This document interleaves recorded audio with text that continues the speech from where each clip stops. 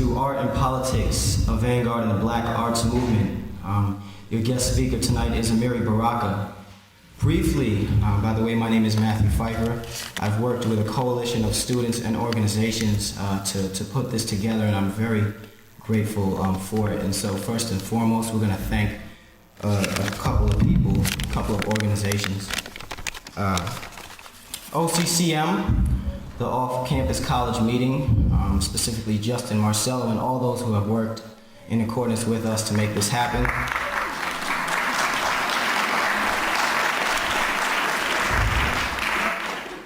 Mass GSO.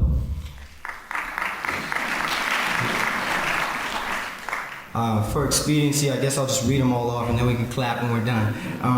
GSO, the Sociology Graduate Student Union, the GVPMA, the ICA, EOP, Steve Duarte, Professor Opeu, the Cultural Committee of OCCM, Professor Patterson, BSU, LASU, the many student organizations who have helped to promote this organization. There's too many to really list. And the many students who have just, spread the word of mouth, and we're really thankful that this could come to fruition. So, without further ado, I want to introduce a distinguished professor. He was actually appointed to the SUNY Board of Trustees. He received a Guggenheim Fellowship last year and will be spending the next semester studying African mythology. He actually introduced me to Amiri Baraka when I was a junior in a jazz poetry class, and I've just been really interested in his work ever since. So without further ado, Professor Opeu from African Studies.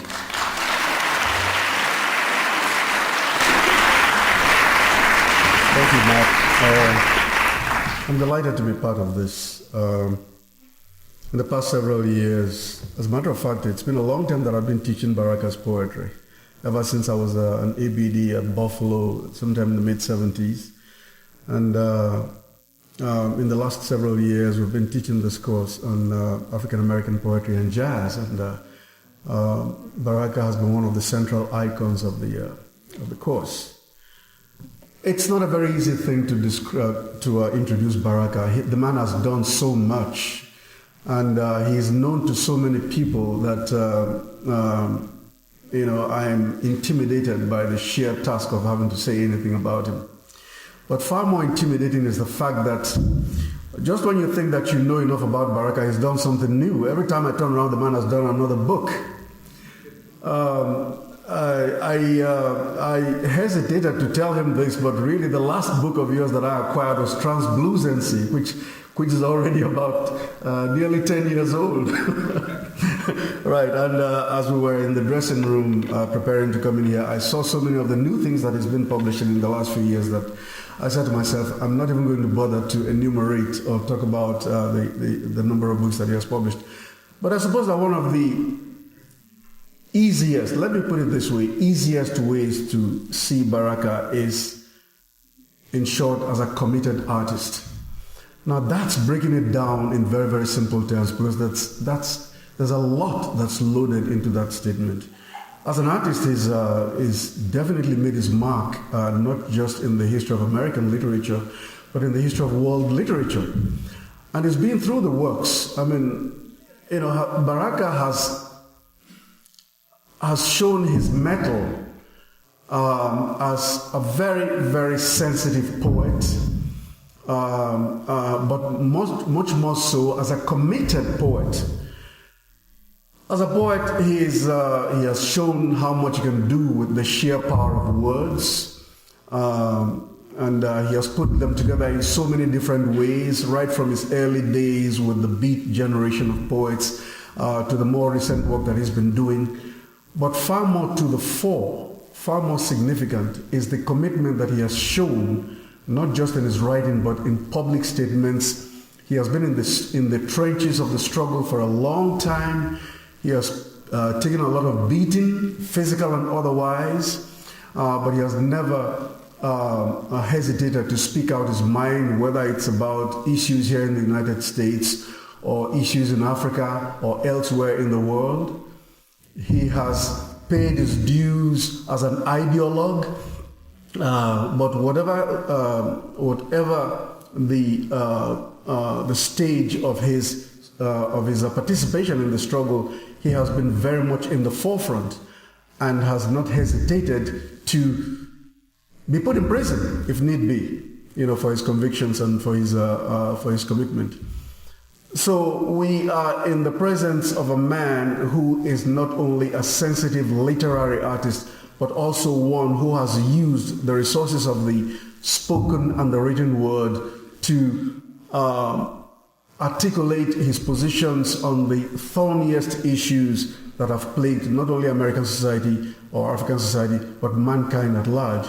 So I'm not even going to bother to enumerate, to get into the statistics of the things he has done. I'm simply going to let the man speak for himself. So without further ado, I have the distinct honor of asking Mr. Baraka to come and speak to us. Thank you very much.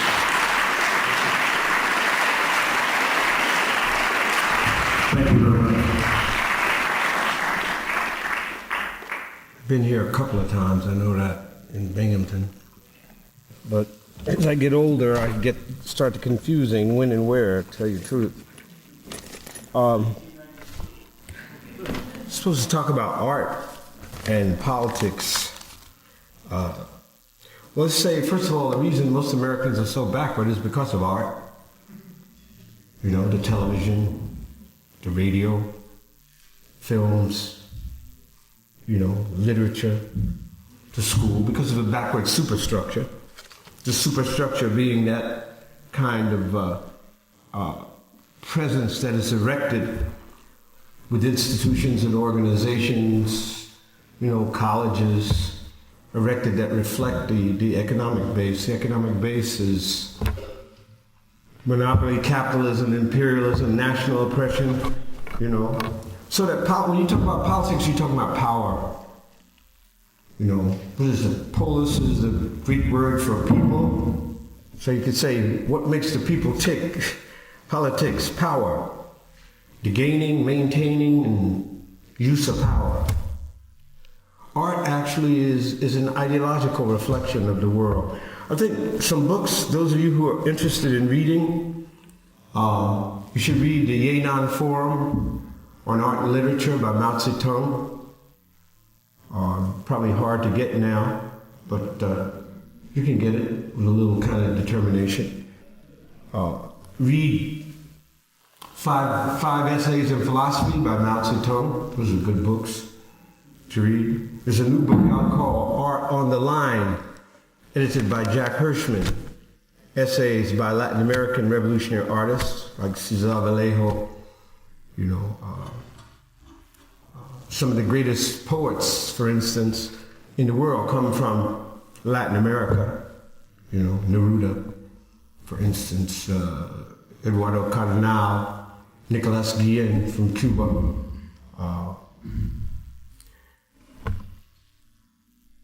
And also, it's another book.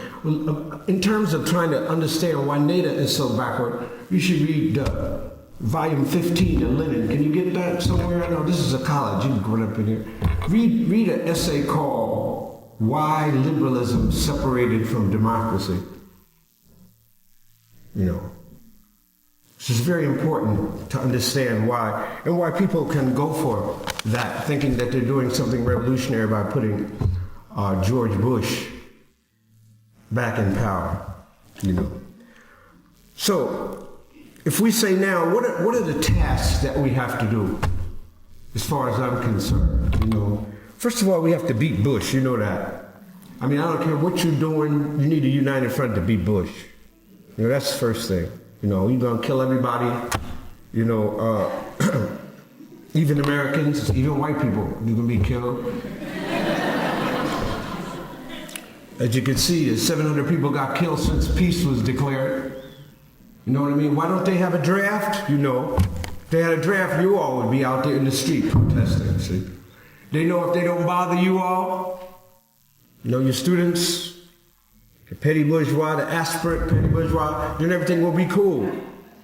Because all the poor people, the working class, the oppressed nationalities, the blacks, the Latinos, the Asians, and them poor whites. Be all you could be, they say, for 10 minutes before they kill you. So that's what's happening. They have a working class, poor, oppressed nationality army. And you saw Rumsfeld on television explaining that this was the best army.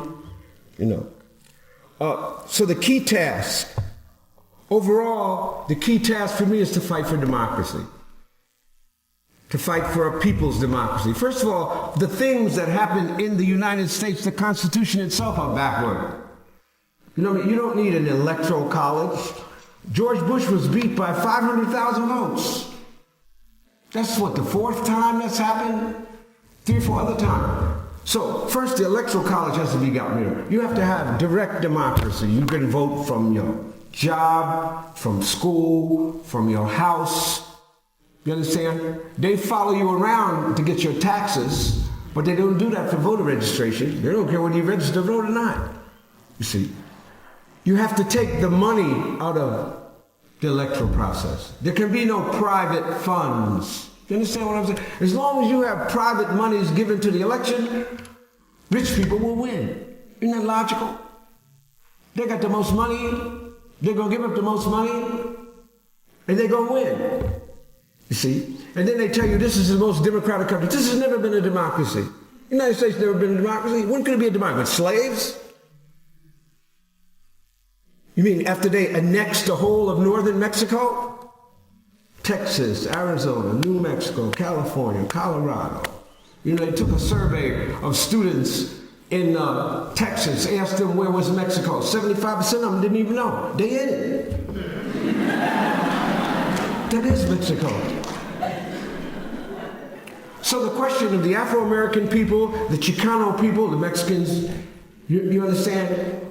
We have never had a Democrat, the Native American people, Akwesasne, we've never had a democratic relationship with the United States, nor its citizens. For black people, we're still hovering somewhere between slave relations and what's called the civil rights movement, although Reagan, Bush 1, and Clinton, when he came out of the Oval Office, he would do that. Bush 2, they've chipped away steadily at the civil rights movement. Chipped away steadily. And then that big fiasco about, affirmative action, that was a joke. They had agreed, what they were going to say. They had Condoleezza and Nicole come out there, and pretend that they were doing something different. But they had agreed on that beforehand. Because, the colon is a very important part of the system, The colon connects to upper and lower intestines, that. So that when you have to go to the bathroom, the doo-doo comes right through, comes out the rectum, That's what he do, rectum. Who was the first person to say something about Haiti? Give you some old doo-doo about that. The colon.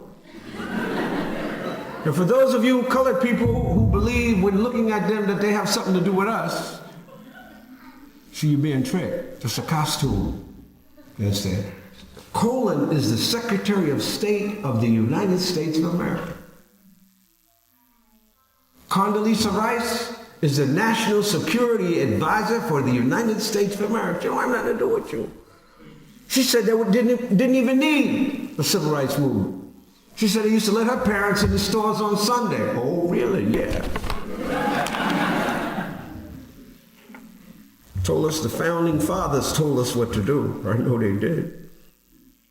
So we have to look at first the question of the fight for democracy, to fight to get rid of the electoral college, to get rid of the winner-take-all system. If you get in the popular vote, if you get 2 votes more in the popular vote, you get the whole state's electoral. And that electoral thing was not aimed at black people because when the electoral college was set up, we were slaves. The founding fathers owned us, you see. So what was it aimed at? They did not want the average new American to be able to vote directly for the President of the United States. It got complicated by the Civil War, Hayes, Tilton, you see. But that, the electoral college, putting private monies in the elections, those things have to go. Plus the idea of only having two parties and tricking you into thinking that that somehow is democracy. That's the least democratic form of parliamentary government in the world. England, Germany, Israel, France, all have a parliament where they have what? 10 parties, 9 parties. You have to get a vote of support. What do you call that? A vote of confidence. You have to put together coalitions of different parties with different interests. Here you got two wings of the same vampire bat that we have to vote for. You know. And I'm saying beat Bush not because I'm in love with Kerry or the Democrats. It's the difference between rat poison and strychnine. See? Strychnine, you can at least run down to the corner and get something to try to get it out your system. Rat poison is going to kill you right away. It's talking about Bush, too. Oh, there's a book you should read, 2 books. Well, you know about the book called, what is it called? Against All Enemies, you know, Richard Clarke's book. There's another book that came out a couple of days ago called The House of Bush and the House of Sard. You should read that. I bought that book. You should check that out. You know. Talking about the relationship between the Bin Laden family and the Bush family, the relationship between the Saudis and the Bushis. You should check that out. Very heavy. It's a very heavy book. Because you have to know what you're dealing with. You see, now I know a lot of y'all, you know, you just want to go live your life and be calm, be quiet, be isolated. But see, you can't do that. That's not why your parents sent you to school. I know all you colored people and you poor whites, that's not why your parents sent you to school. They sent you to school to come back and help them. They sent you to school so you could be smarter than them, hopefully. But have a little heart. Don't let this college turn you into something you don't like. And come back home. My son Raz, for instance, his brother here said, you know, he came back, first thing he wanted to do when he graduated Howard was to be the mayor. He ran for mayor. Obviously, he didn't win that.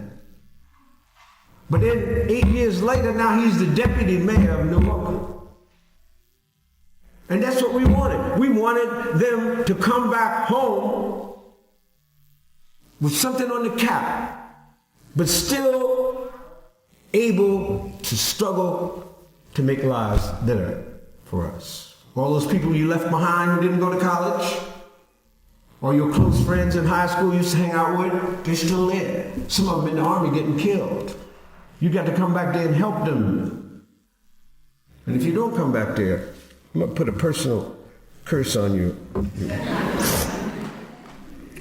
So the first thing we have to fight for, people's democracy. We have to begin to fight for, so see, I'm a communist. Not only am I black, but I'm red too. Red, black, and sometimes blue. But we have to fight for democracy because you have to have democracy before you can have socialism. A lot of these weird cults and people, trots and stuff, think that you can just leap from monopoly capitalism to socialism. You can't do that. You have to fight for democracy. You have to raise the level of the productive forces. That's why, for instance, the whole question of reparations is important for black people, because you have to be able to raise the level of the productive forces. What kind of jobs we do, what kind of education we have, so that you can actually struggle at a higher level to raise that level. You understand? It's like a dude, what is that dude? I can't think of that movie where the guy's, you know, practicing karate and the dude pulls out a gun and shoots him. Slaves have never made a revolution. See, working people have. You must raise the level of our understanding of the world. You understand? So that we understand the causal connections in the world, why it acts the way it does, so that we don't believe everybody who smiles at us and gives us a broom is our friend. So that we know who are our friends and who are our enemies. And right now, so that we can build that united front. What is the artist's job? To make war. The artist's job is unrelenting war on evil. Keats, you read Keats, you read Du Bois, what does it say? Truth and beauty. Now that sounds very simple, but it's not. When you think about that. In the midst of all these lies, come up with truth and see how people treat you. In the midst of all this ugliness, say, I want beauty, I want something beauty, I don't want that. I don't want what's on television, on the radio, I don't want what's in these CDs, these video, because it is very difficult. And once they understand you are struggling to create that, for instance, rap. Early rap wasn't about hoes and bitches and how much money you got and this and that. Africa Bambaataa, Curtis Blow, Grandmaster Flash, early Public Enemy. It wasn't about that. Once the corporations saw that there was a new generation, they seized it. They seized it and turned it around so that the people they pushed, I mean, not dead prez, they didn't push no dead prez, they'll push somebody who's talking about nothing. This woman they just got hold of, I don't know her name, they're making her big, But it's that way in literature, in poetry, in painting, that the bourgeoisie pushes, that is the owner of the land, the owner of the mineral wealth, the owner of the factories. Semi bourgeoisie. Now they're imperialist bourgeoisie. What they call globalization is nothing but imperialism. You understand? What Lenin said, they turned the world into a slave camp. And then a handful of nations in Europe, include Japan, reap the benefit of the national oppression of the majority of nations in the world. You would include even Ireland. I would put Ireland in the third world, even though they ain't colored. The Irish have been colonized by the British for 700 years. And then the British come talk about English literature. Ain't been no English literature in 100 years. All of them is Irish. Beckett, O'Casey, Shaw, Joyce, Yeats, they Irish. It's like the Voice of America when they send some up talking about American music, and who they show you? Stevie Wonder. No, the point is that they seize your resources and turn them against you and use them. Next time somebody tell you about English literature, you mean 17th century, 18th century? From the 19th century on, it's mostly the Irish. So what is the artist's role? To struggle to tell the truth. That's very hard, because it's easier to lie. It's easier to be a punk. It's easier to say nothing. It's easier to put your hand over your mouth, especially if somebody's gonna give you a grant. Somebody's gonna give you a grant or give you some money, you have to say,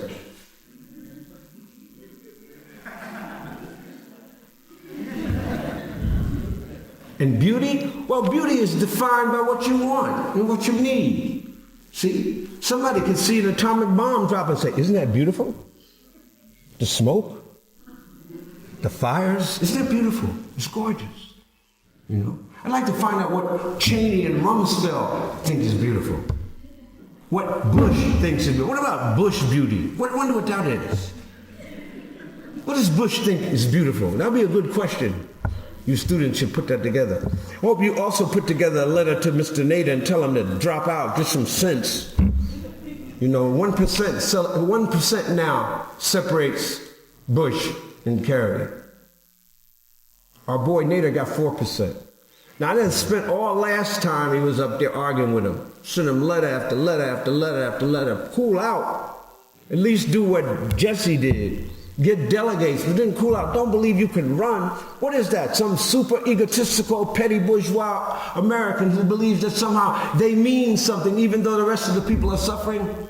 Can you really believe that electing George Bush has some efficacy to it? Can you see that? And I know there's probably some right-wingos in here who do believe that. And about 911, let's talk briefly about 911, because, 911. The man said he didn't know, now it's obvious he knew. I was walking around saying what he knew. They kept saying, well, you're a maniac, Mr. O'Reilly. You're a maniac, Mr. Baraka. You think Bush knew? Yeah, Bush knew.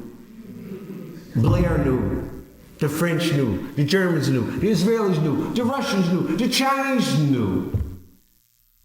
You see? Now he said, but the information saying that they were going to use airplanes against the World Trade Center was not specific.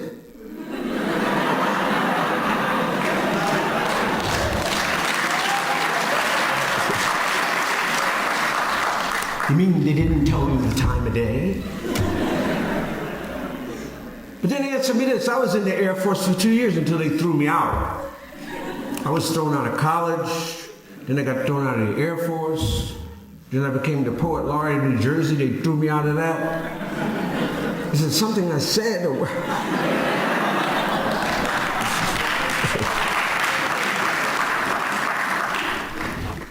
You cannot fly a plane in the United States without filing a flight plan.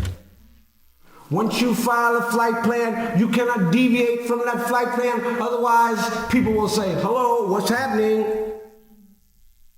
If you do not give an excuse that they believe, there will be jet planes in your face within 10 minutes. Believe it, try it. There were 62 incidents of that in 2001. Yet you're telling me 3 commercial airliners can fly from Boston down the most heavily guarded coast in the world and hit what? The World Trade Center, and then go what? And hit the Pentagon, and you can't stop it? You don't know nothing about it? Please, give me a break. Don't tell that to me. And then you're going to tell me you go walk out in front of the World Trade Center and find what? A passport of one of the terrorists out of 3 billion tons of shit fall down on the ground? Oh, look, there he is. There's his passport. I know we backward people, but don't be that backward. At least ask the question, well, how is that possible? Or what about the one they found, the Quran in the car in the Boston airport? Or what about the fact that not all of those people that named, how many, there's 19 of them? Not all of them was even there. Some of them was in Pakistan and in Saudi Arabia. That's called identity theft, you see. Or what about this? The fact that one of the largest Israeli companies in the World Trade Center moved a month before and lost $54 million. Or what about this? Odigo, O-D-I-G-O, a communications corporation. They have admitted that they were warned 2 hours before. They say they don't know who did it. They collaborating with the FBI. Or what about this? The Israeli embassy claims that 5 Israelis died, 2 of them in the airplane. 3 out of 3,000? More Filipinos died than that. More Mexicans died. See, I'm trying to tell you something. But again, what is the artist's role? Truth and beauty. What is art? Art is an ideological reflection of the world. Art is not neutral. Mao Zedong says that all art is propaganda. He also said not all propaganda is art. But all art, even if I'm telling you about a flower, what a beautiful flower. That's my propaganda, about that flower. You can see that same flower. I said, well, that's an ugly flower. That's my view of it. That's what art is. So that when you keep, for instance, when you only have right-wing commentary on television, when you have 5 communications organizations, CBS, NBC, ABC, Fox, and Mickey Mouse, when those are the only ones you have broadcasting all the news, well, let me ask you this. Where are you technologically advanced students? When are you going to set up pirate radio stations and pirate televisions? Yeah, I'm saying that. When are you going to set up some pirate television stations so we can compete with O'Reilly? So we can compete with Hardball? It's that time. We got another Negro in the FCC, the Collins, Junior Colin, who's the head of the FCC. Now figure out, what's the first thing he want to do? Get rid of all the black stations, all the minority stations. I'm telling you, to look at skin as the deciding factor in anything is grossly superficial. We know people have been socialized, so a great many white people are racist, without a doubt. I'd be the last one to deny that. But you people have to be in a position to preach to people, to teach people, to point out their contradictions and backwardnesses. You understand? Because our lives depend on it. We will always, what 911 has done is prove one thing, is that we won't always be isolated and safe from madness. The other thing it's proved is that, do you think it would be possible for George Bush to do what he has done without 911? Do you think it would be possible for him to invade Afghanistan? Turn the Palestinians over to Madman Sharon for that ethnic cleansing? Invade Iraq without 911? To overthrow the legal government of Haiti without 911? It is 911 that has been the initiator, the motor for this madness. Who ever thought that we'd see soldiers standing on the west side of New York guarding the docks? Ever thought we'd go into an airport and have to take off all our clothes? I had to take off my suspenders yesterday coming back from San Diego. You know what I mean? I said, lady, you make me take off my suspenders, my pants gonna fall. You know what I'm saying? I know you don't want to see that, or maybe you do. I don't want you to see that. But 911 made all that possible because, first of all, they had decided, Bush and company had decided beforehand, that's what Clark's book is about. Against all enemies. They had decided in 92 they was going into Iraq. They know Saddam don't have no weapons of mass destruction. That's a religion, weapons of mass destruction. They know that. And then to talk about Islamic extremism, the only one of the nations that is not Islamic is Iraq. Iraq has a secular state. Listen to this.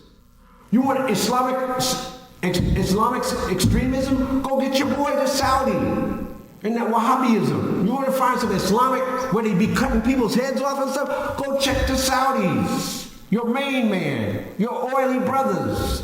But Saddam, nobody's defending Saddam, but the fact of saying Islamic extremism and attack Saddam Hussein, that's a contradiction. That was a secular government.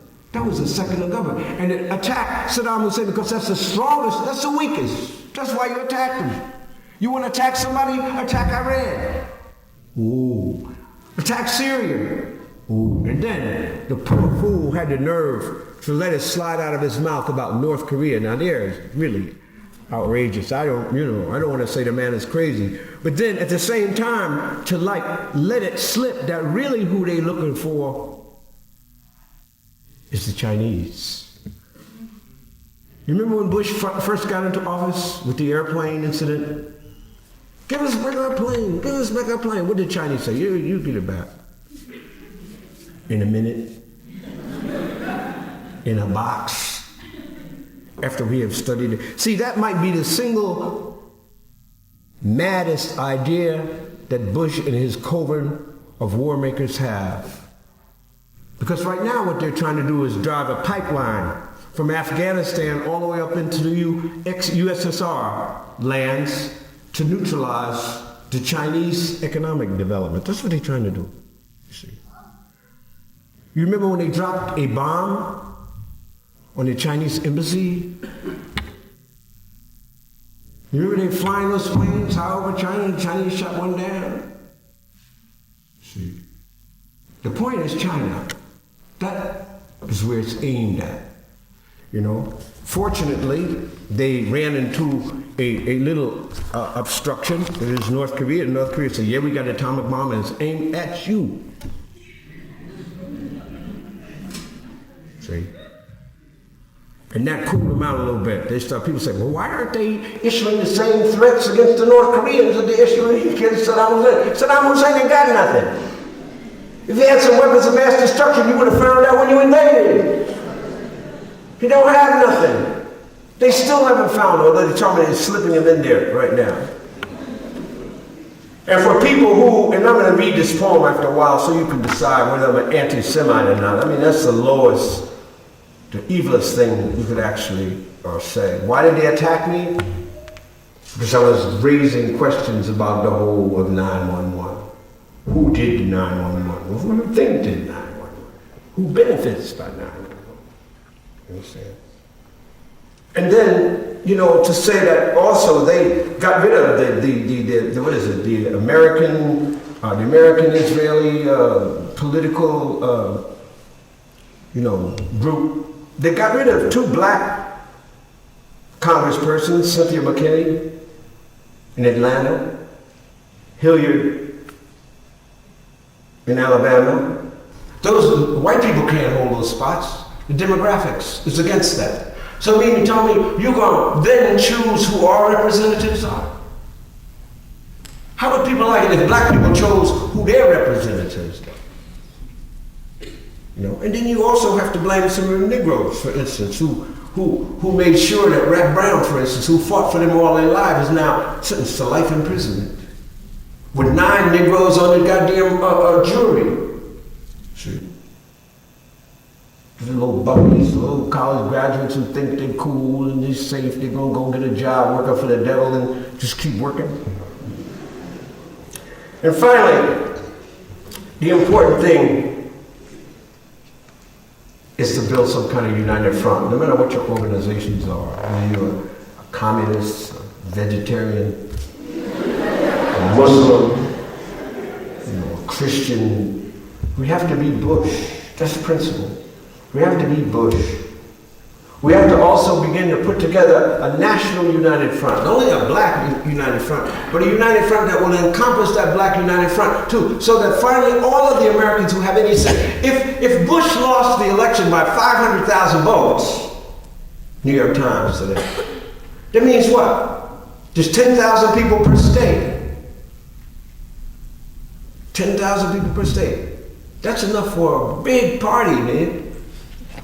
If we could get those people just to see together to defeat this person and go on to the next thing. Because I think that the most intelligent of us does not want conflict with people in the world. I, for one thing, would like the majority of people in the world be educated. Everybody should have a PhD. The worst thing in the world is have fools walking around. Some of them get in the White House. That's why I was against, you know, killing people, what do you call it, the death penalty. You know, when they killed Dahmer, for instance, I thought that was very stupid. You know, you should investigate, you should test Dahmer every day to find out why he did that. You know, test his urine, you know, his saliva, his eyes, you know, his brain. Because then you kill him, then what happened? There's another one in the White House. So how do you get past having one maniac out on the street, killing him, and then having another one, you know what I'm saying, in Washington, D.C. Now Bush has declared that he's going to violate the UN along with Israel. They're going to maintain those settlements, which is against the 1967 UN resolutions to get rid of the settlements, to withdraw from Gaza, the West Bank. Bush is supporting it. You need to write Nader a letter. I'm just telling you all these things. You remember some of them. Write Nader a letter, tell him to, you know, wake up. You know, wash his mouth out with soap. Wash his head. Try to clear himself up. You know, because we're in a dangerous position, you all. A dangerous position. You know, those 3 things: the fight for democracy, the struggle to make cultural revolution, that is to create alternative superstructure. Where are revolutionary art galleries, for instance? Where are revolutionary theaters? Where are revolutionary journals? Where are revolutionary publishing companies? Where are revolutionary filmmaking? This is you all students. You're all supposed to be coming out here able to do something. Don't just, I know you gotta eat, but spend some time trying to create alternatives to what exists. Don't just accept the given. Educate yourself about what's happening. Have a study circle. Do you have a study circle? You should have a study circle that meets once a week to study some book. Read Black Reconstruction of Du Bois, 1,000 pages. Read a chapter a week and discuss it. Find out something about the world. Read the Communist Manifesto. Once a week, come and discuss it. You can read it. Read the autobiography of Ho Chi Minh that just came out last year. You know, these books important, very important. You know that you do that. So we need that cultural revolution. We need that alternative to the arts, to literature that's in this country, an alternative to the kind of commercial imperialist culture that exists. We have to fight for that people's democracy, beginning with the actual transformation of our own constitution, particularly around the whole question of elections. And we have to beat Bush. I can't say much more than that. I'm going to read some poetry, keep my poetic license. I don't want them to take away my poet's license and then I can't even be a poet. That would be bad.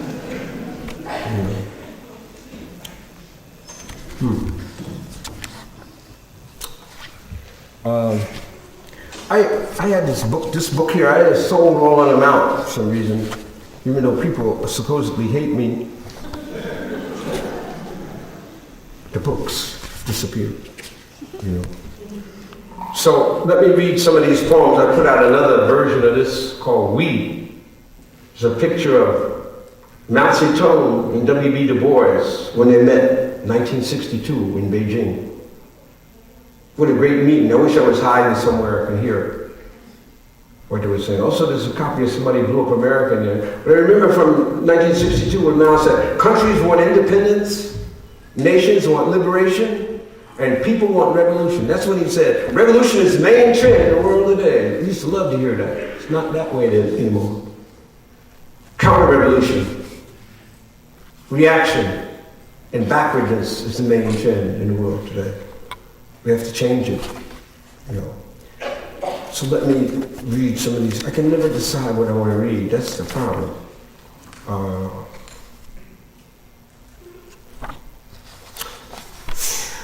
This is called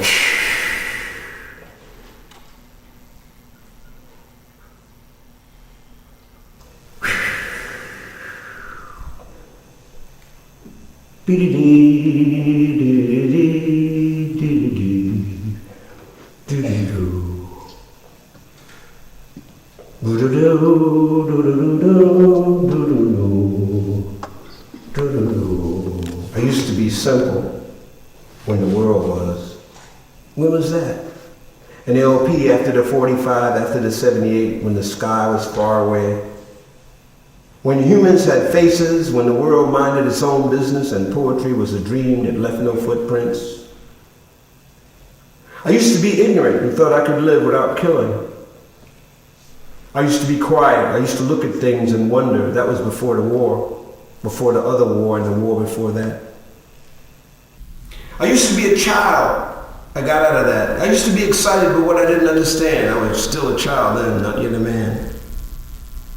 I used to think I could do anything with stuff I didn't want to do. I thought everybody had a heart, a soul, a brain, was sane.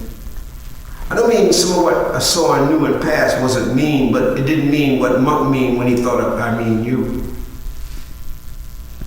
I never wanted to be anything but everything good. I thought I understood good, like an appetite I might have, a beautiful feeling, a sound, a little girl, her hair in a little curl rolled like an instant on her forehead. I used to think dead people would always be dead. And you saw them if you had to just a moment at funerals. I stopped that. I won't look at the funeral dead. But instead, I find the dead behind, to the left, the right, and straight ahead. There's a dead thing with a pretzel stuck in his cheek, a ghost without a sheet, a murderer with an anteater's beak, an ex-cartoon character in Mohammed Speaks with pointy ears, two Lugosi teeth stick out of his anteater mouth. You're looking for that cute little tail he had. When Gerald 2X created him like Yaqub and Malcolm kept them jailed inside the Black Muslim newspaper. I used to laugh at that little devil years after one told me Harlem smelled like the elephant house at Brown Zoo. And I knew, like he knew, that he was trying to hurt me. I used to cry if I had to lie. I used to think everything was its own solution, that people who put colored people down were just crazy. I don't think I understood their power. I thought that Negroes who cut the fool were like a mysterious odor from a garbage can. I don't think I ever really believed in God. I got baptized and nothing happened, except I got wet and blinked my eyes at a preacher whiter than white people, so I guess I thought he could protect us from evil. All this time in my zigzag growing, all this looking and feeling and eventually knowing, both me and the world dig changing, both me and the world dig changing. I used to be, and so forth. I used to be, and so forth. Me and the world says, I used to be, could say, did say, will say. I used to. How did that word come to mean that?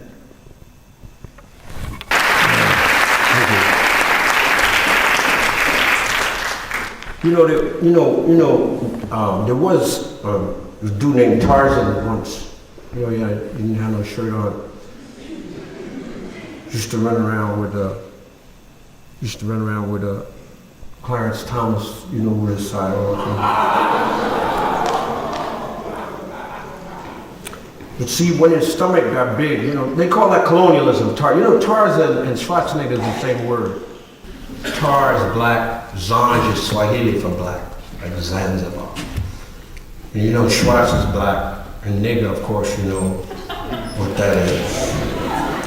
But when Tarzan's stomach started getting big, he had to put on a shirt, and that's what's called neo-colonialism. And he changed his name then from Tarzan to Jungle Jim. So this is about Jungle Jim when he got in the movies. It's called Jungle Jim flunks his screen test.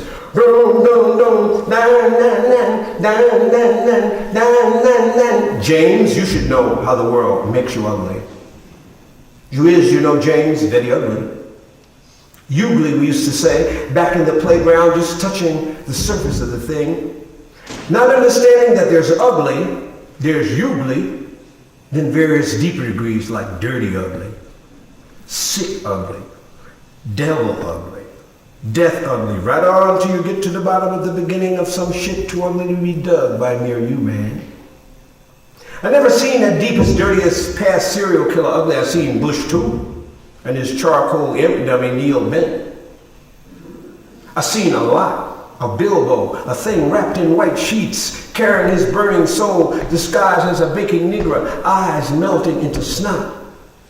I seen something so ugly I cancel it out of my mind, and if I try to remember, I get horizontal lines and blood come out of my fingers. Ugly is the first letter where you is. Satan begin with a S. Put together there is money, a collection of ignorant Medusas, Halloween, piano lessons in a human skin mask polka dot with blood. Self is above, dead and unconnected, as if floating, defying gravity with the magic of bullshit. You ugly with and in, and because is you was the same. You ugly because you know you ugly and say you ain't. You ugly because you eat everybody and belch Hollywood. You ugly because you like it and you want to be ugly and you think ugly cute. You uglier than anybody except who made you ugly. Look between your legs at the flickering light of skyscraper teeth on fire again. And some people say, God did it. Was it either him or somebody else colored? You ugly because that's how you got rich. But you got more ugly than you got money. With all that money, you're still ugly.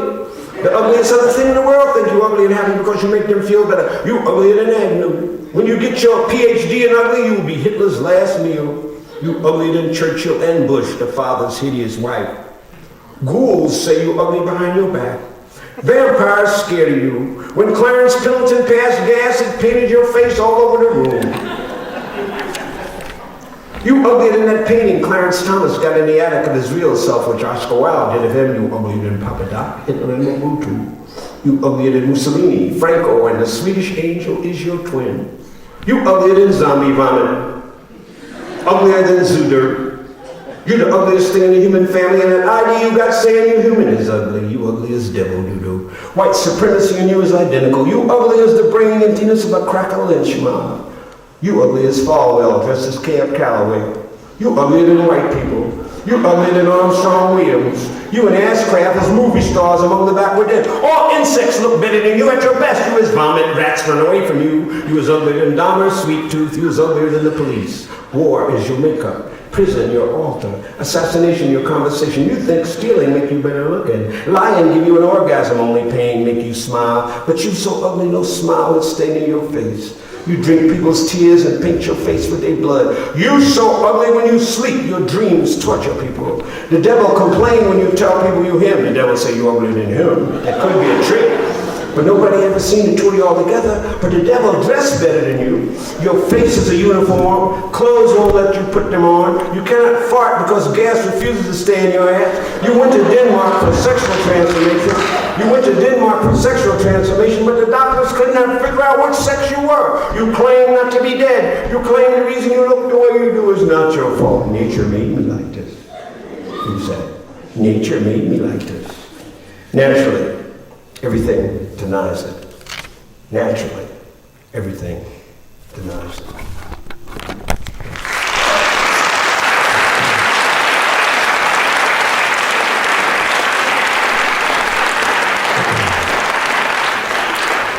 Well,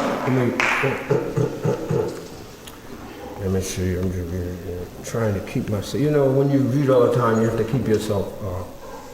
What do they call that? You have to keep yourself, whatever that is. You have to keep yourself. Oh, this is a poem called Negroes Older. This is my grandmother and grandfather standing out here. You know, the two most dignified Negroes in the universe back in the day. Thomas Everett Russ and Anna Cherry Brock Russ. He was a storekeeper in Alabama. They burned his store down. He built another one. They burnt that down. He built a funeral parlor. They said they was going to kill my mother and brother. So they left and went to Pennsylvania and eventually came to Newark. It's called Negroes Older. His people.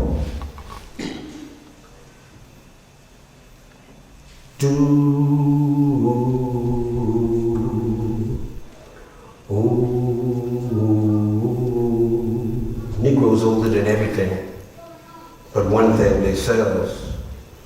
So they walk that line till they find out who they is and why grandmama hummed that endless hum, older than any human sound in the universe, but them about to come.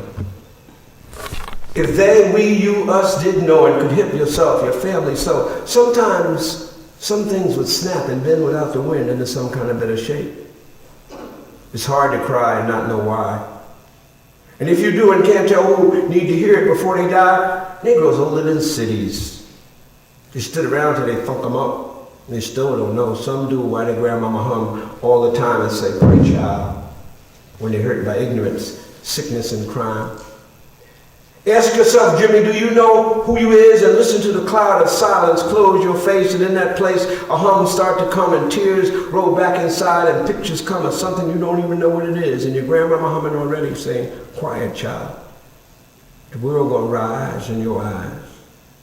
And some other sound, me your breathing clean air on higher ground. Do you remember when you was with Jesus? And he called you brother, he Jim, Jesus said, where mommy?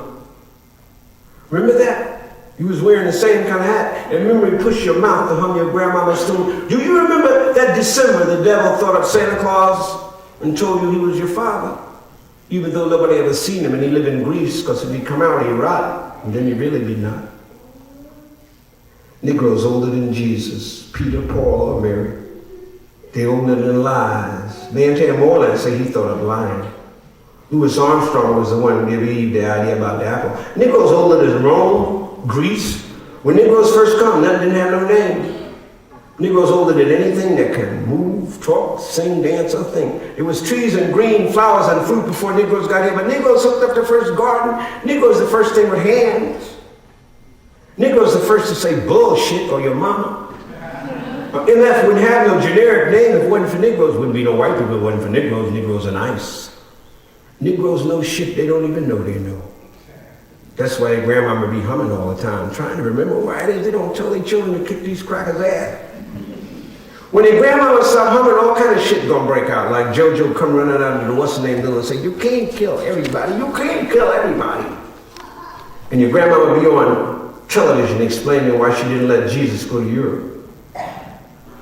Negroes older than God, marriage, schools, Judaism, Christianity, Islam, Buddhism, or the Vikings. Negroes older than language. They older than houses, sidewalks, or England. Negroes knew the English when they used to paint themselves blue and carry knives. Negroes was in Denmark before there was a Denmark. That's why Ham in Africa and Hamlet in Copenhagen.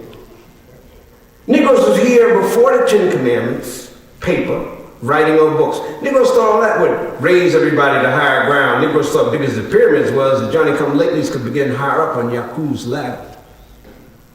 Negroes older than civilization. That's why the grandma would be humming, trying to keep from raising her voice. If it weren't for Negroes being older than everybody, they would have killed a lot of motherfuckers by now. And it wouldn't be no long, drawn-out thing. Your grandmama be humming, 'cause she know that the first garden was one way out of the wilderness of animal life. An exit sign from the cage. Your grandmama hate a heathen worse than anything, and hear a bushman come.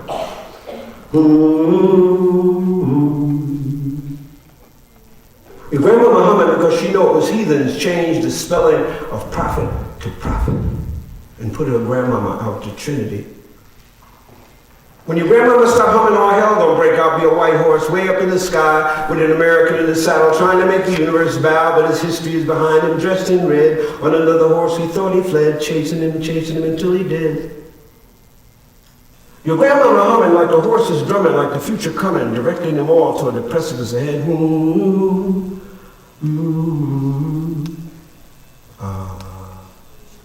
Remembering so much evil it can be said.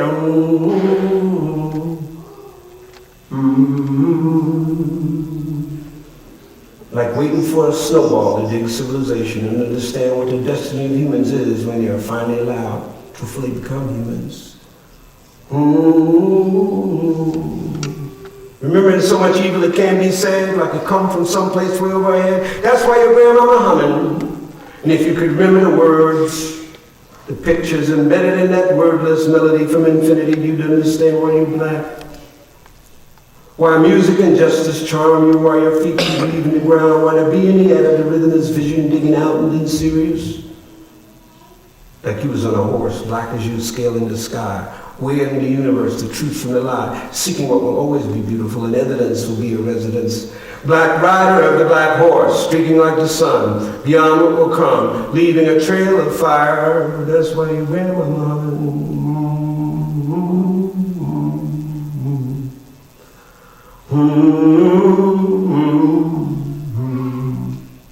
And from the smoke of that tail, like the world had a sail, and behind it we might see another horse about to be so far away, neither the beast nor its rider possess any color, but then they will fail to rise like the rest, and the world will turn them back as we will, but further out and gone. And the last thing we dig, the horse fades but has grown big, rushing away from us, so it creates an undertow. And there are millions, are they crying, who might not even know wherever they go they will be dying. That's what's in the marrow of your grandmama's humming. That's what's in the marrow of your grandmama's humming. She remembered what is lost and what is coming.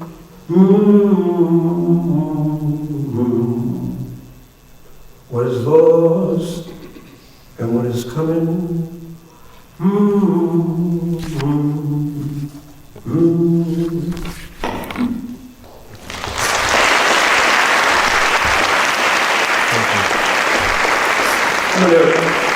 Thank you very much. I'm going to end with this poem that has gotten me assailed. The governor of New Jersey still owed me $20,000 for this cheap soap. We are suing him. I mean, by now with this stuff on television, man, I mean, they should get off my back. But this is called Somebody Blew Up America. Somebody blew up America. Boom, dum, dum, dum, dum, dum, dum, dum, dum, dum. All thinking people oppose terrorism, both domestic and international. But one should not be used to cover the other. Somebody blew up America. They say it's some terrorist, some barbaric Arab in Afghanistan.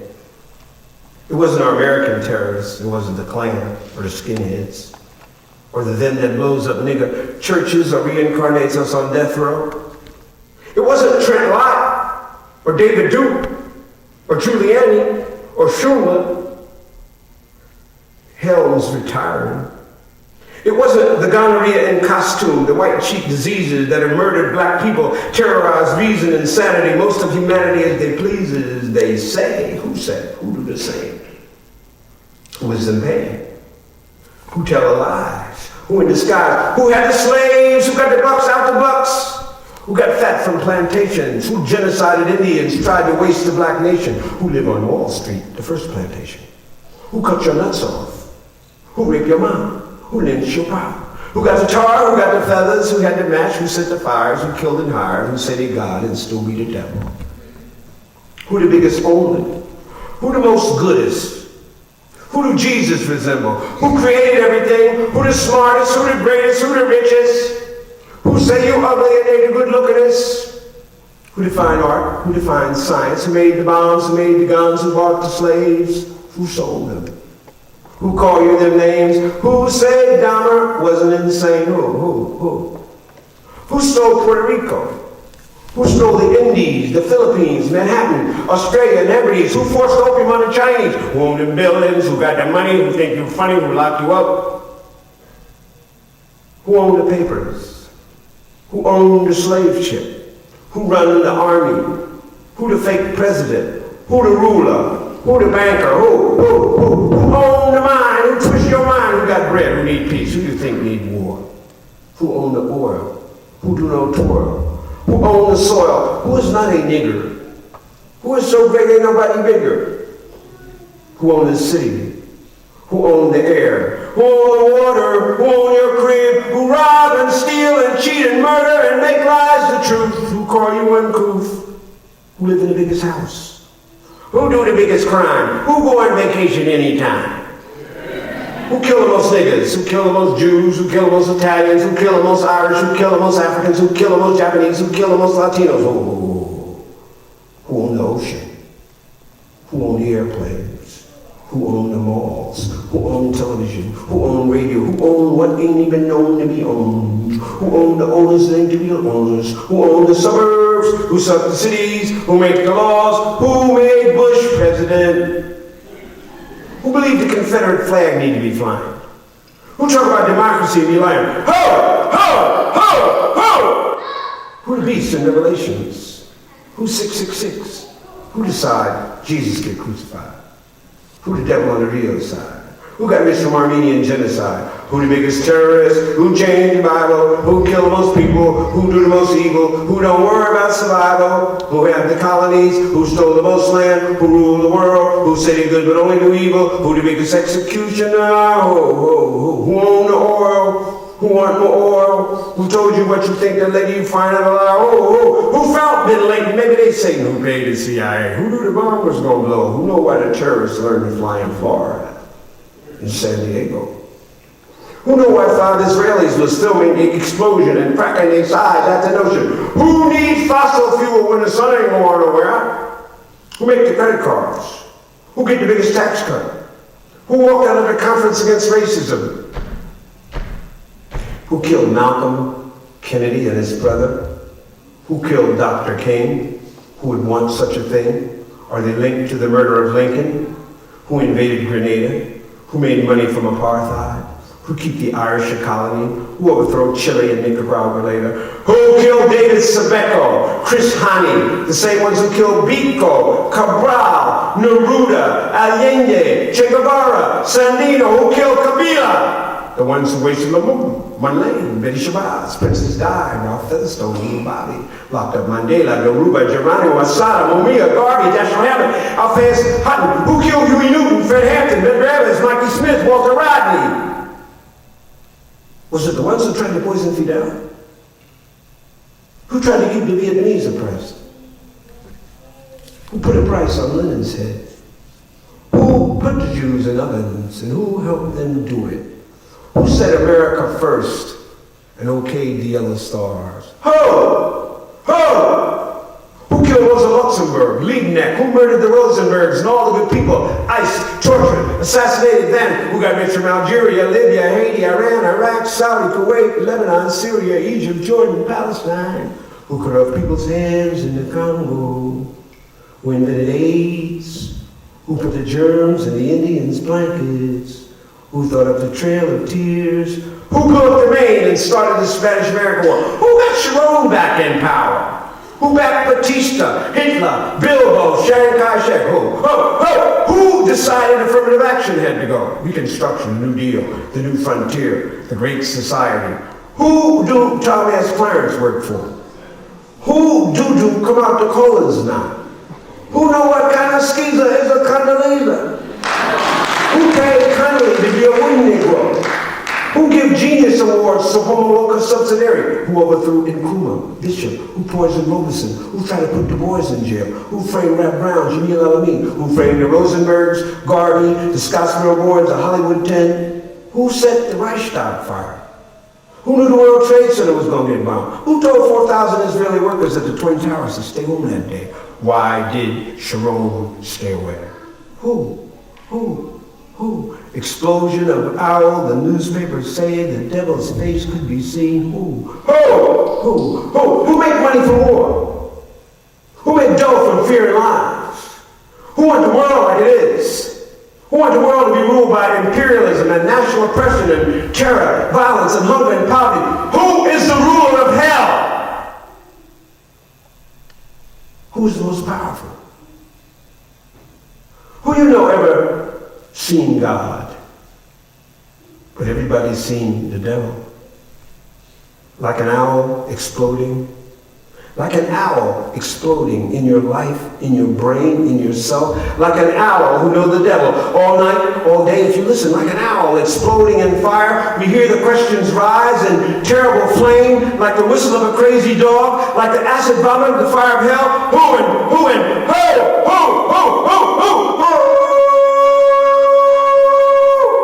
Thank you. Thank you very much. Thank you.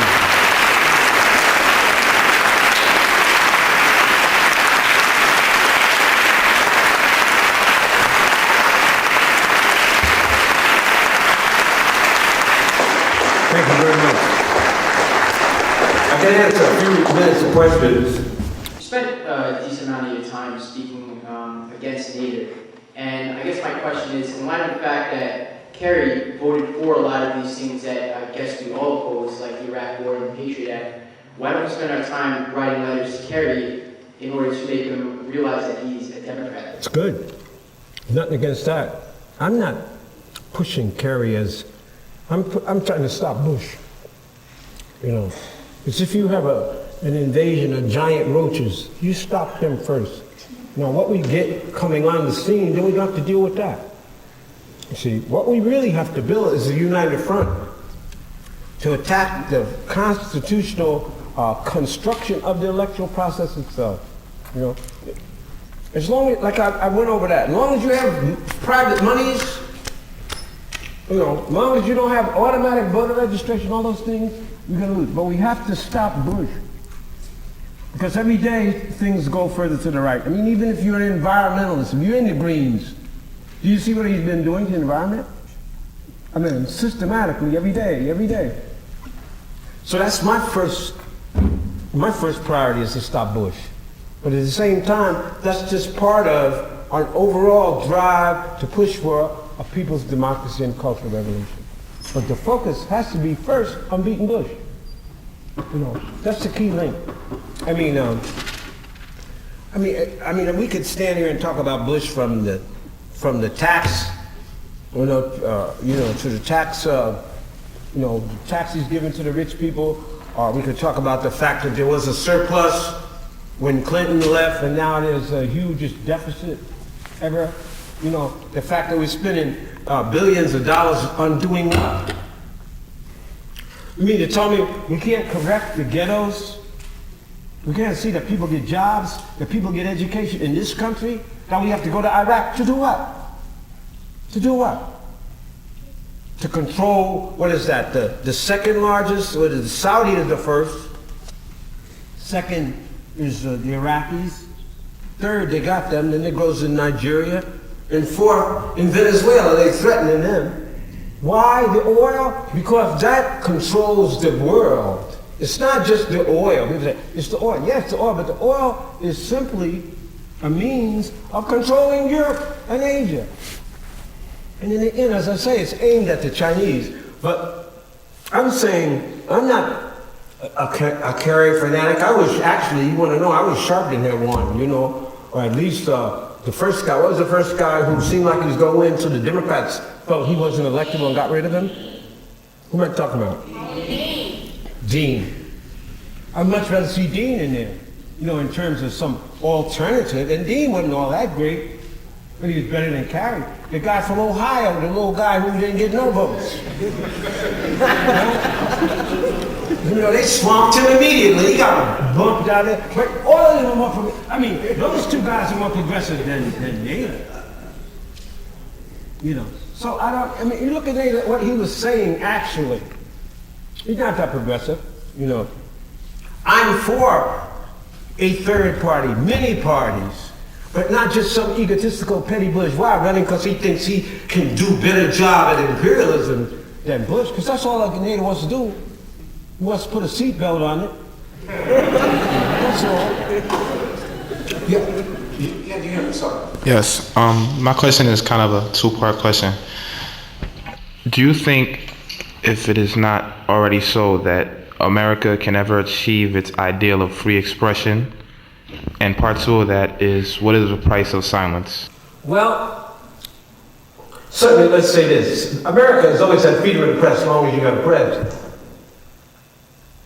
You understand? You are free to fight, you know, CBS, NBC, ABC, now Mickey Mouse and Fox with your mimeograph machine or your, you know, as I do with my computer. But in terms of publishing, you see, books, you look for any progressive, not just blacks. Historically, check the history of progressive authors in this country. Are any of their books in print? You know? No, the point is it's always been controlled by that class, the bourgeoisie, by monopoly capitalism. You see what I'm saying? And until you create, and anytime there is a cultural revolution, that in the 60s, the Black Arts Movement, for a minute there, we were publishing alternative magazines. You know, even had some alternative TV shows. They got rid of them right quick. Now only one of them is a guy named Brown. You see? But until you create an alternative superstructure, you will always be. Look at this stuff on television. Look at the bestseller list of the New York Times. Look at that. What is it? Most of those books are movies 6 months later, and they support American foreign policy. Grisham, those other guys, they got worried about, you know, the ones they publish those books every 2 minutes, or those horror books, which is like a preview of fascism. You know, my man, you know, does the horror books. You know, people open the door, reading them. Freddie and the other dude, what's the other dude? All those fascists they got. So, and even the rap, these are young people. Listen to what's coming out. You're going to have to take that in your hands and change it. You're going to have to do the work. You cannot just get a gig with CBS, NBC. You can't. I'm not saying don't make a living. I ain't saying that.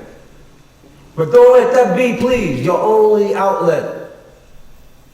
If you want free expression, you have to find the method of expressing yourself freely. You know, these books here, I published these books myself. This book here, which I done sold out, that was done by a student of mine. He was a student of mine in the 80s. I had to wait till this dude went back home to St. Martin's, started a publishing company, and then 2 years ago published this book. You know what I mean? None of it anymore. I used to get, when I was young and confused, I used to get published. But say William Morrow, for instance, published 13 of my books, 11 out of print. The only 2 books that are in print are the first 2, Dutchman and Blues People. Out of 13 books, 11 out of print. I'm trying to sue them. I can't even find a lawyer to sue them. The lawyers are all punks. I'm telling you the truth. I'm telling you the truth. Nobody wants to get in the way of ass scrap. You understand? And the right-wing Bush machine. Nobody wants to, and they duck. They done. I'm telling you. I was wondering, you seem like a very independent thinker and not really aligned specifically, but you talk about the Democrats and Nader and the Republicans, but who would you because when you go to protests, there's a lot of groups floating around that are mainstream. So I was wondering who you might think is a better alternative to, if there are any even, I don't know. Well, I know I can name at least 100,000 better alternatives. The point is, how do you create the mechanism, which is a party? You have to create some kind of party, some kind of united front, fundamentally, and a party. And you have to challenge it. The fact that you got two parties, Democrats and Republicans, winner take all, the electoral system, private monies, all of that is backwards. And you're never going to accomplish something until you get a united front against that. So naming individuals is I don't think has much, importance. I mean, you can. I mean, there's a lot of intelligent people in the United States, and a lot of people who are opposed to American imperialism, U.S. imperialism, I should say, and specifically the Bush, Kerry. Bush and Kerry come out the same. That's Yale University. One of them was more studious than the other one. That's all. But in terms of saying this is the salvation. No, I'm not saying that. I'm just saying Bush has to be stopped. And hopefully a united front. What is this? April, May, June, July, August, September, October. 6 months. Some kind of united front. You have to put down our sectarianism. You know what I mean? So I'd rather fight with y'all, about an alternative to Bush, you see, than to have him. Then who knows what 4 more years of that will be. You're already in a deficit. We're already in the tar baby. Iraq is the tar baby. You think they're going to come out of there in June? You really believe that? You know what a tar baby is? You know the old black myth about the tar baby? Brer Rabbit hit the tar baby. He couldn't get his hand out. He said, tar baby, let me go. I'm going to hit you again. He hit him with the other hand. He had both hands. He kicked him. He had the United States is in the tar baby right now. And Colin Powell is alleged to say, you break it, you own it. We own it now. We own Iraq. Our children are in there, are my children, your brothers and sisters in there, getting killed. 700 since the war's over, in quotes. For what? What will any of us gain by that? What will any of us gain? I told you the thing about Islamic extremism was a lie. Iraq was a secular power. The people that he was repressing, obviously, was the Shia. But what are you going to do? The Shia want a theocracy, too. They want an Islamic state, too. So what you going to do? Ice the Sunnis, who allowed a secular state, and then embrace the Shia, who want a theocracy? See, that's bizarre. It's a contradiction. But it's not in the newspaper. It's not on Fox. O'Reilly's not discussing that. So you all are in school, you got to study. You're not going to study once you leave here, get pregnant, get a job with Uber, Duber, and Duber. You're not going to do nothing else. Now is the time to study. You know what I'm saying? Really, you'll be surprised. The time that you have on your hands now, that's going to disappear. The minute you get out of these colleges, you're not going to have that time anymore. You're not going to have access to the library, you can just walk. But that's my story. We first have one job to do. Aside from the overall struggle for democracy, which all you writers, you people with computers, you people who are connected to other people, write letters, you should be telling people, beat Bush, united front, fight for people's democracy, cultural revolution. That's all we have to do. Yes, ma'am. Let me stop this. If America continues to make unilateral policies as we have done for the last few years, where do you see the world's perceptions of and reactions to America heading? And do you think it'll affect our status as a leading world power? Well, the United States is doing this based on militarism and weapons. In fact, the economy of the United States is actually weak and weakening. With the kind of deficit that we have, the kind of lack of jobs, you understand? The whole outsourcing of jobs. You know what outsourcing means? Just another word for sending your job overseas. letting them close factories, giving work to the third world, and letting our people be unemployed, you see. Then and you've got to have a serious depression. The only thing stopping that depression right now is what? The war. You see? Which is what this is, working on a military-type budget. But even so, he continues to take the money, to embezzle money out of the people's treasury and give it to the rich people.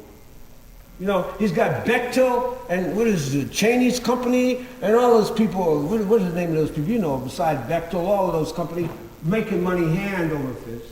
All of those people in his so-called little cabinet, that covert of criminals, is making big money. Our boy Wolfowitz had to resign because he's dealing with weapons right there in the doggone cabinet. You see, so the only thing that's going to happen to us is a depression that will completely disorient, the government.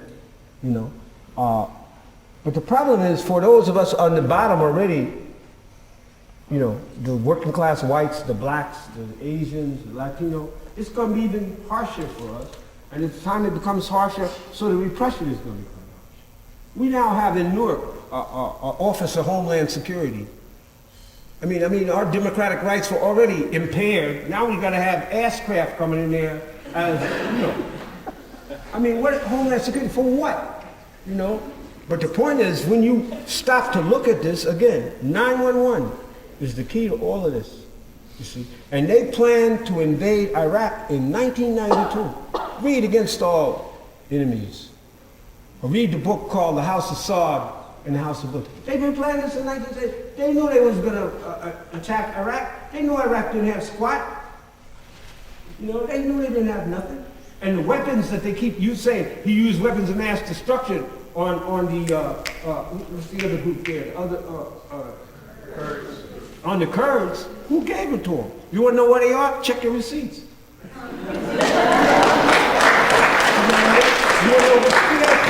got a picture in this book of Rumsfeld delivering the weapons to Hussein. It's extraordinary that we can be tricked up by this stuff. Are we supposed to be the most distant? No, we are the doped up, the dopiest people in the world. Most people go to Europe. Ask them about the United States. Go to Europe. I just came back from Rome, Venezuela, Colombia. I was in Medellin, St. Thomas, St. Martin. Ask them. Ask them. They'll tell you. They'll hold up forth on it. You start feeling sympathetic with your own evil. You say, oh my God, wait a minute now. We ain't all that evil. Then somebody might ask you to prove it. Because whatever happens, remember this. That color will not save you when you pull out that passport. You understand? The color will not save you. When you pull out that passport and they see that eagle, you better start singing the Star Spangled Banner. You understand what I'm saying? No. People, you're American. I'm an American. See? I'm telling you, it's a cold-blooded truth, but it's the truth. The last question. No, that was what she's going to. Okay, go ahead. I'm a firm believer in the saying that no one entity can hold power forever. Do you feel that United States time is coming soon, as far as this basically reign of It's here. Thank you. The United States is here. Iraq. What is Iraq? If Iraq is not a booby trap, if Iraq is not a booby trap, what is it? It's worse than Vietnam, isn't it? I don't know. So to me, unless there's some kind of miraculous way they can extract themselves out of Iraq, in some miraculous way that the whole normalcy of this country, which has not been normal since Lincoln was blown away, then we're going down a singular kind of destructive road. How do you get rid of a surplus? When was the surplus? 2000? There was a surplus? How do you get rid of a surplus like that in 4 years? What do we have to show for it? Yeah. More people being educated? More people being employed? I'm talking about the United States of America. What do we got to show for it? Our citizens. I'm going forever. First of all, education, we should have open enrollment. You know that. Education, all of us should be able to go to college. You know, like social democracy. Yeah, that's stupid. That's stupid. For you to have uneducated people running around so they can be cheap labor for some billionaires, that's the most bizarre, crazy thing. If you talk about the land opportunity, what else is the land opportunity? Let people learn, let everybody learn. Have real competition. You want to have competition? Have competition. Let everybody get a college education. You don't have some competition. So you'll see some people create some stuff we never think they existed. But as long as you keep it narrow, and the Yales and the Harvards run the world, the Stanfords, the Columbias and the Princetons, they're all committed to this dying vampire bat called monopoly capitalism. They can't even see social democracy. The Europeans have had social democracy since World War II. You understand? So it's a question of us investigating and analyzing ourselves and creating a kind of united front so that we can begin to change those things. But the first thing on the agenda must be to beat Bush. Thank you.